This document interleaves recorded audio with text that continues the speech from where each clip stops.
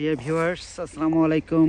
আজকে জানুয়ারির 16 তারিখ, সময় সন্ধ্যা 7:30। ওয়েদার হচ্ছে 21 ডিগ্রি ফারেনহাইট। অনেক স্নো পড়েছে বাফেলোতে, দেখতেই পাচ্ছেন। স্নো ক্লিন করার জন্য বের হলাম। অনেকে ক্লিন করেছে, অনেকে করছে। এই যে দেখুন,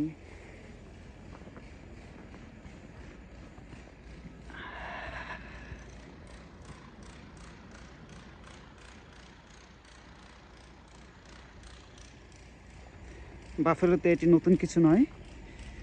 এই স্নোকে ভয় পাওয়ার কিছু নেই।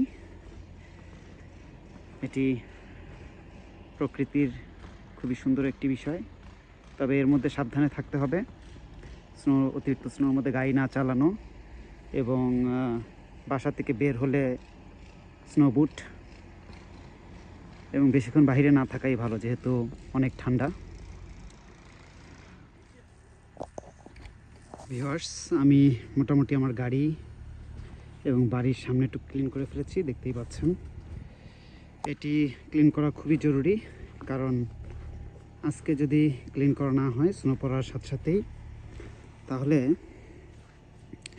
এই স্নোগুলো জমে আইস হয়ে যাবে এবং তখন সেটি শাবল দিয়ে কেটে কেটে ক্লিন করতে হবে। সো স্নো ক্লিন করা শেষ। এখন এখানে লবণ ছিটাই দিব, তাহলে আর কেউ স্লিপ কাটবে না। স্লিপ কাটলে সু করতে পারে মানুষ, তখন বড় অঙ্কের টাকা তাদেরকে দিতে হবে।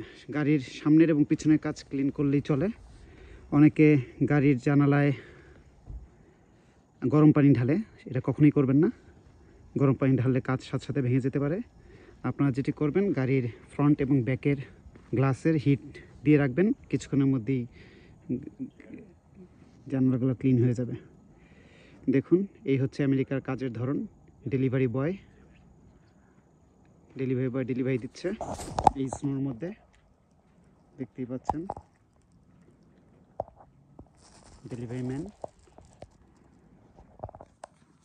আমেরিকাতে কখনোই কাজ থেমে থাকে না। তো আজকের মতো এখানেই। সবাই ভালো থাকবেন, সুস্থ থাকবেন, নিরাপদে থাকবেন। আল্লাহ হাফেজ।